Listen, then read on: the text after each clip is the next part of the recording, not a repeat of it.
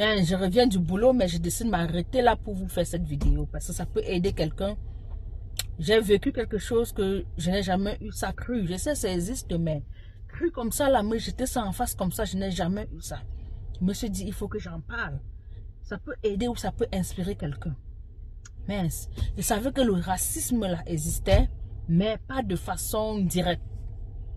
Alors aujourd'hui, j'arrive au boulot, je suis partie faire l'intérim dans un hôpital. Je appelle. J'arrive, déjà je suis infirmière de nuit, je fais 12 heures là.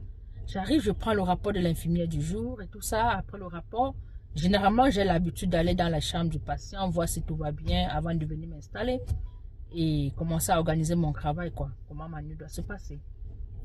Je pars, je regarde, je vois la patiente. Déjà, je vous dis, cette patiente n'était pas démente, hein. Elle n'était pas démente. Elle avait toute sa tête.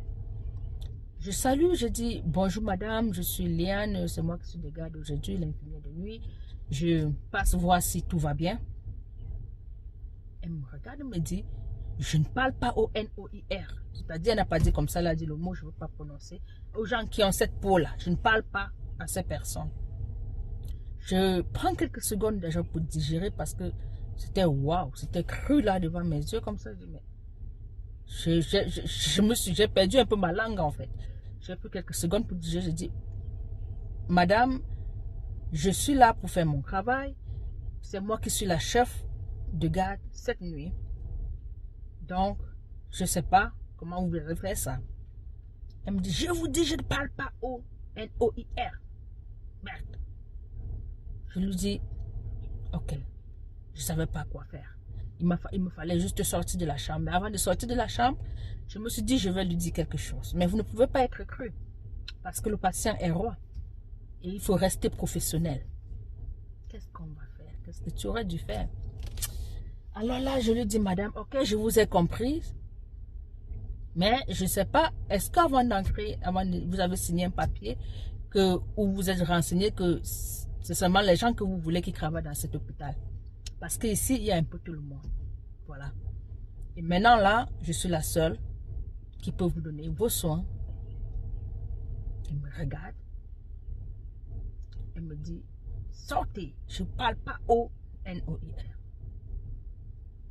Ok. Bien entendu, je vous laisse. Je suis sortie.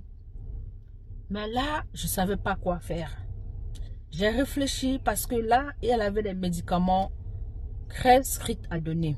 Généralement, quand un patient fait ça, si un patient refuse les médicaments, vous allez juste noter. Moi, je vais noter dans l'ordinateur, là, je vais donner mon rapport, je vais dire la patiente a refusé. Mais là, je trouve que dans ces médicaments, elle avait quand même des médicaments importants à prendre, qu'il fallait absolument les donner. Il y avait des médicaments pour l'hypertension, les médicaments pour l'anxiété, les médicaments pour l'insomnie et les médicaments pour un antibiotique. Ces 4 médicaments sont essentiels. Parce que déjà, c'est une patiente qui fait beaucoup les tensions très élevées. Alors, je me dis, qu'est-ce qu'il faut faire? Qu'est-ce qu'il faut faire? Parce que là, si elle ne prend pas ces médicaments, déjà, elle va me pourrir la nuit. Elle-même ne serait pas bien. Elle doit peut-être hurler, parce que les patients anxieux et les patients qui ne dorment pas là, c'est la catastrophe. Elle doit me gâcher la nuit.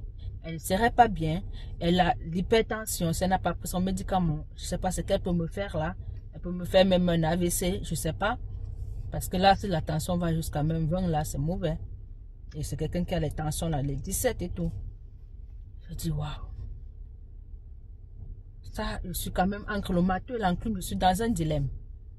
Je veux vous rappeler que nous avons quand même une personne de garde, une chargée de garde, une responsable de garde qui est à la maison qu'on peut appeler. Si on a vraiment des cas trop spéciaux, des cas graves, ou bien si on est surchargé du boulot, on peut l'appeler pour un coup de main. Mais là, je me dis quand même, je dois appeler quelqu'un qui doit simplement venir pour donner ces petits médicaments-là une fois et rentrer chez elle alors qu'elle vit loin. Je me pose des questions, je n'ai pas de réponse. Alors vous, à ma place, sachant que le patient est roi et que vous allez rester professionnel, qu'est-ce que vous aurez dû faire? J'attends vos réponses en commentaire parce que je vais vous dire ce que j'ai fait à la partie 2. tape en commentaire partie 2 et déjà donne-moi ma réponse. Que dois-tu faire dans cette situation? Je dois vous lire, je mets partie 2. Okay?